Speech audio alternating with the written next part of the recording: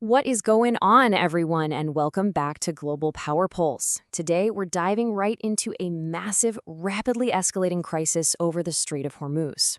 We're going to break down the tactical reality on the ground, some completely unprecedented diplomatic shockwaves, and the severe economic stakes hitting us right at home. It's a high-stakes geopolitical standoff, so let's get into it. All right, to understand why things just took such a dark turn, we have to look at what went down during a recent White House cabinet meeting. Reporters asked the president if he'd be open to a short-term deal where Iran and Oman jointly manage shipping traffic through the strait, basically hitting rewind to how things were before the conflict. Well, he didn't just reject that idea. He issued an unprecedented threat to a key U.S. ally.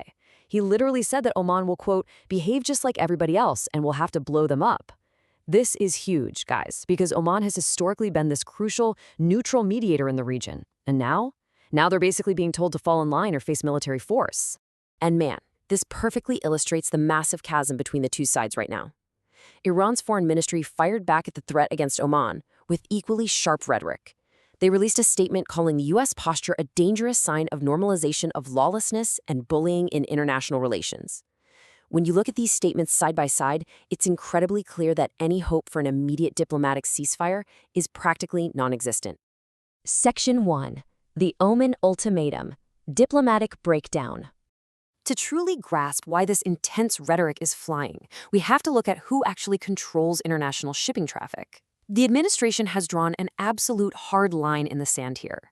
They are firmly insisting that the strait consists of international waters. The president made it crystal clear that neither Iran nor Oman is going to be permitted to exercise control over this critical maritime choke point. The official U.S. stance, nobody's going to control it, but instead, the U.S. will be watching over it. Now, you might be familiar with the domino effect in geopolitics. It's when one single action triggers a rapid compounding chain reaction. And honestly, it perfectly defines what we're watching unfold in real time.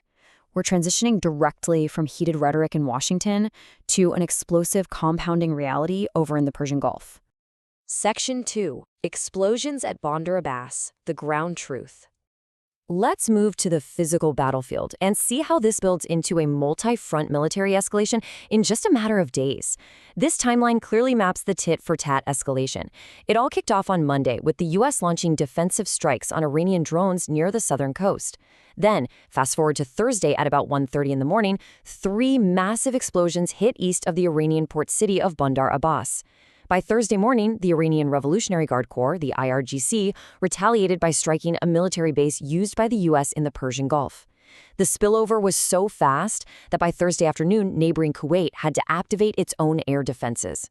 Talk about a textbook snowball effect. So the really crucial takeaway here is that right at the mouth of the strait, the military tension is palpable, it's active, and it is incredibly dangerous.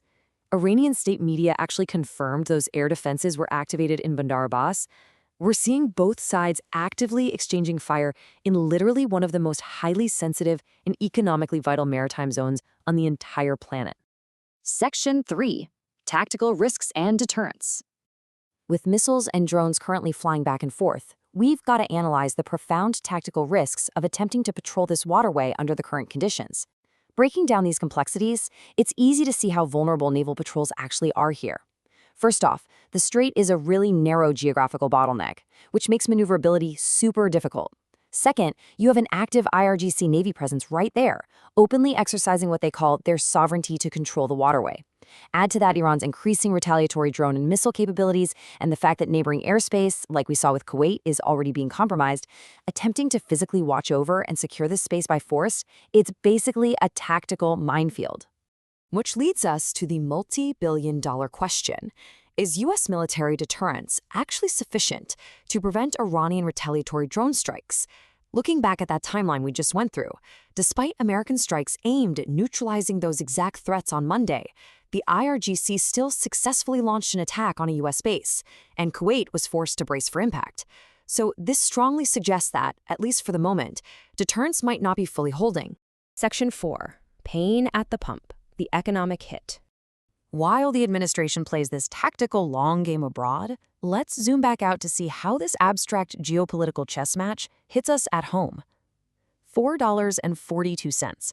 That is the staggering average price of a gallon of gas in the U.S. right now. It's a direct, measurable consequence tied entirely to this instability in the Middle East.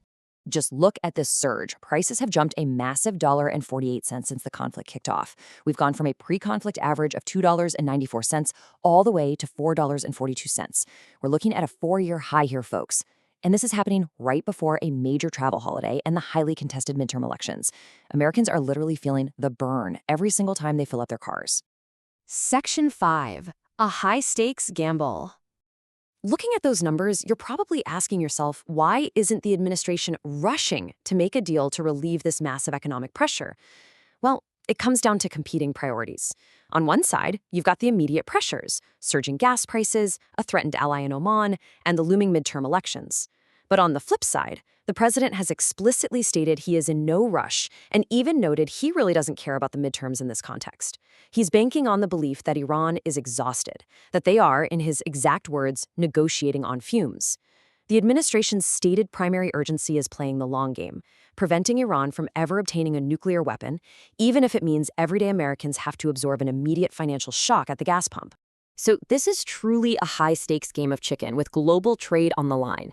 Are we headed toward a total blockade of the Strait of Hormuz that changes global trade forever? I really want to hear from you guys down in the comments. Is threatening a longtime ally like Oman a necessary power play to secure the strait and prevent a nuclear Iran? Or is this a gamble that will completely backfire on the U.S. economy? Let me know what you think. If you found this explainer helpful in grasping these complex dynamics, make sure to smash that like button and subscribe to Global Power Pulse for more deep dives into the stories shaping our world. Turn on those notifications so you never miss an update, and I'll catch you in the next one.